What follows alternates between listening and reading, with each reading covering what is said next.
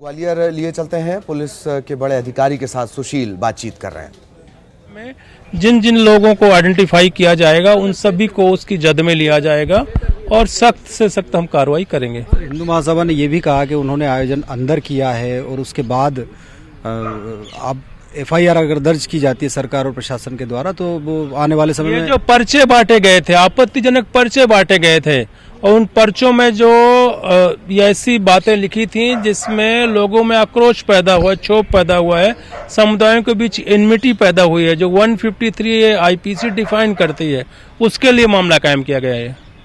तो साफ तौर पर जो मामला दर्ज किया गया है वो धार्मिक भावनाएं भड़काने वाले पर्चों को लेकर मामला दर्ज किया गया है और एडीजीपी साहब का कहना है कि कानून व्यवस्था का पालन कराने के लिए हर हद तक कार्रवाई की जाएगी। कैमरामैन मनीष सेंगर के साथ सुशील कौशिक, न्यूज़ 18 ग्वालियर। तो एडीजीपी राजा बाबू सिंह हैं ये, जिनसे चर्चा सुशील कर रहे थे। चर्चा हम आगे आपको दिखाएंगे और पर्चों को लेकर भी बातचीत हुई। हिंदू महासभा का ये तर्क भी आया कि साहब उन्होंने जो आयोजन किया था वो घर के अंदर किया था, प्रेमाइसेस में किया था, लेकिन जो पर्चे बांटे गए उसमें सारा विवाद छुपा हुआ है।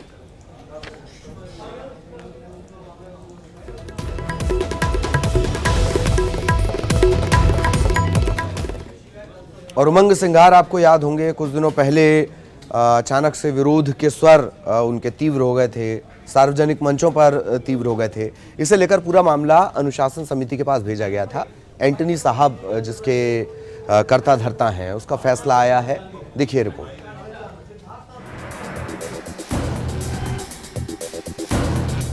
दिग्विजय सिंह जी के खिलाफ चुनिंदा विधायक और मंत्रियों के नाम पे आप ब्लैकमेल कर रहे हो। 3 महीने पहले कांग्रेस के अंदर सियासी घमासान मचाने वाले उमंग सिंघार और दिग्विजय विवाद में फैसले की घड़ी आ गई है। सूत्रों की माने तो केंद्रीय अनुशासन समिति के अध्यक्ष एके एंटनी की रिपोर्ट के परीक्षण में पूर्व लोकसभा स्पीकर शिवराज पाटिल और मीरा कुमार ने उमंग सिंघार को दोषी माना है। अब इस मामले में आगे की कार्रवाई राष्ट्रीय अध्यक्ष सोनिया गांधी करेंगी। अनुशासन समिति ने इस मामले में दोनों को सुना और दोनों को सुनने के बाद में मीरा कुमार और शिवराज पाटिल जो पूर्व लोकसभा अध्यक्ष रहे हैं दोनों, उनसे उनको सौंपा है और वो इस मामले में चर्चा कर रहे हैं और जल्दी कुछ निर्णय पर पहुंच जाएंगे। देखिए, मुझे लगता है कि दोनों को समझाइश दी जाएगी और दिग्विजय सिंह जी का तो इसमें कुछ नहीं है। दिग्विजय सिंह जी ने तो कुछ नहीं बोला है, लेकिन उमंग सिंघार ने जो बोला है उस मामले में उनको समझाइश दी। करीब 3 महीने पहले वन मंत्री उमंग सिंघार ने दिग्विजय के खिलाफ मोर्चा खोला था। दिग्विजय पर अवैध रेत उत्खनन, शराब कारोबार में शामिल होने से लेकर पर्दे के पीछे से सरकार चलाने के आरोप लगाए थे। विवाद बढ़ने के बाद ये मामला कांग्रेस की अनुशासन समिति को भेजा गया था। बीजेपी की माने तो उमंग सिंघार के आरोपों की सच्चाई सामने आनी चाहिए। उमंग सिंघार ने मंत्री के नाते, मंत्री यानी शपथ लिया हुआ व्यक्ति, संविधान की शपथ लेकर बना हुआ मंत्री ने आरोप खोलकर अवैध उत्खनन के, अवैध शराब के, ट्रांसफर पोस्टिंग के, सरकार को पर्दे के पीछे से चलाने के, उन पर माफी नहीं मांगी उमंग सिंघार ने आज दिनांक तक। उन आरोपों को वापस नहीं लिया और उमंग सिंघार जी तो झारखंड में स्टार प्रचारक हैं कांग्रेस के, तो नेतृत्व उनके बारे में क्या विचार कर रहा है ये सबके सामने है। उमंग सिंघार को कांग्रेस ने हाल ही में झारखंड में होने वाले विधानसभा चुनाव में स्टार प्रचारकों की सूची में शामिल किया है। ऐसे में फिलहाल उनके खिलाफ फौरन कोई एक्शन लिया जाएगा, ये कहना जल्दबाजी होगी। अब देखना ये है कि गुटबाजी से पनपी इस लड़ाई में क्या वाकई में सिंघार को सजा का सामना करना पड़ेगा। शरद श्रीवास्तव, न्यूज़ 18 भोपाल। चलिए, राफेल विमान की अब बात करेंगे। राफेल को लेकर सुप्रीम कोर्ट से जिस तरीके से क्लीन चिट मिली सरकार को, केंद्र सरकार को, बीजेपी हमलावर हो गई है। बीजेपी का कहना है कि राहुल गांधी को पूरे देश से माफ़ी मांगनी चाहिए। इसी को लेकर प्रदर्शन किया गया है। इसी मसले पर देशव्यापी प्रदर्शन किया गया। इसका एजेंडा राहुल गांधी से माफ़ी मंगवाना है। कितना महत्वपूर्ण एजेंडा है देखिए बीजेपी का। राहुल गुरुवार को चीफ जस्टिस रंजन गोगोई की अगुवाई वाली बेंच ने सुप्रीम कोर्ट में दायर राफेल विमान सौदे पर पुनर्विचार याचिका, जो भी मामले थे, उन्हें खारिज कर दिया।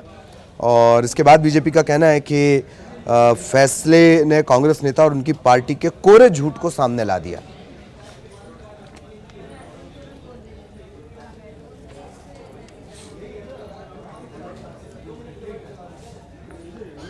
तो राहुल गांधी से माफी मंगवाने जैसे बड़े मुद्दे पर चूंकि प्रदर्शन हुआ, देवास में भी इस तरीके का प्रदर्शन चल रहा था, वहां बीजेपी और कांग्रेस के जो कार्यकर्ता वो आमने सामने आ गए। अब जाहिरा तौर पर सरकार कांग्रेस की है तो कांग्रेस कार्यकर्ताओं को लठ थोड़ा जल्दी मिल गया। ये तस्वीरें देख लीजिए, भाजपाइयों के पीछे लठ लेकर दौड़े हैं कांग्रेसी। बीजेपी के प्रदर्शन को लेकर हंगामा, नारेबाजी भी हुई और पुलिस ने भी हालांकि बीजेपी नेताओं को जवाहर चौक से खदेड़ दिया। हंगामे की स्थिति भी बन गई। धारा 144 के उल्लंघन के आरोप में बीजेपी नेता हिरासत में लिए गए हैं और प्रशासन ये कह रहा है कि 144 के उल्लंघन पर दोनों पक्षों पर कार्रवाई होगी, सिर्फ कह रहा है। अभी तक हिरासत में बीजेपी नेता लिए गए हैं।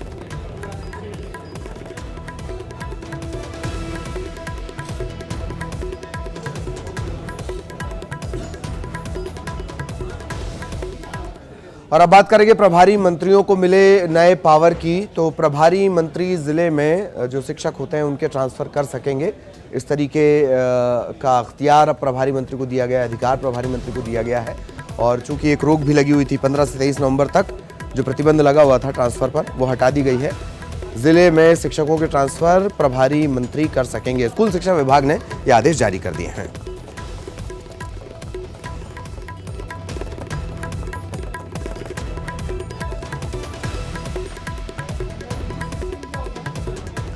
और इन सब के बीच सरकार को वित्तीय घाटे की चिंता है। चिंता की वजह यह भी है कि खजाना जो है उस पर लगातार बोझ बढ़ता जा रहा है।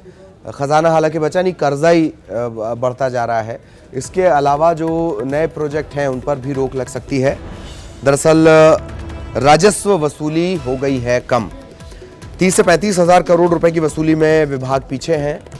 अब नए निर्माण कार्य और जो प्रोजेक्ट हैं उन पर रोक लग सकती है। पुराने काम पर सरकार फोकस करेगी। केंद्र से सरकार का बजट कम होने का भी ये भी एक बड़ा मसला है। मध्य प्रदेश के कोटे के 2700 करोड़ रुपए कम किए गए हैं। बारिश और आपदा के चलते 17,000 करोड़ का नुकसान हुआ है। ये भी जो त्रासदी रही मध्य प्रदेश के लिहाज से, ये पहली बार हुआ।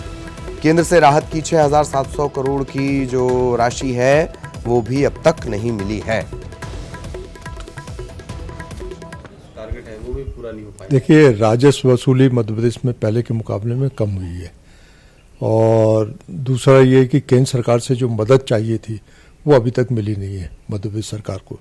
इसलिए मध्य प्रदेश सरकार के सामने वित्तीय संकट तो है। तो जो पुराने प्रोजेक्ट हैं वो तो चालू रहेंगे,